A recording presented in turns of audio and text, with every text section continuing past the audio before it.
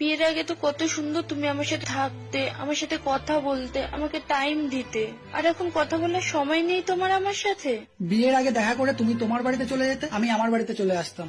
তোমার যা প্রয়োজন সেটা তোমার বাবা মেটাতো, আমার যা প্রয়োজন সেটা আমার বাবা মেটাতো। কিন্তু বিয়ের পরে তোমার সমস্ত প্রয়োজন চাওয়া পাওয়া আমাকে দেখতে হয়, সেটার দায়িত্ব আমার উপরে। আর সেই চাওয়া পাওয়াটা পূরণ করতে গিয়ে আমাকে বেশি কাজ করতে হচ্ছে, বেশি সময় দিতে হচ্ছে। আর সেটার জন্য তোমার মনে হচ্ছে আমি বদলে গেছি। আসলে আমি বদলাইনি, সময়টা কমে গেছে, আমাদের চাওয়া পাওয়া বেড়ে গেছে। আগে তুমি রাগ করলে তোমার রাগ ভাঙাতে পারতাম, এখন তুমি রাগ করলে সেই সময়টা আমি পাই না যে তোমার রাগটা ভাঙাবো।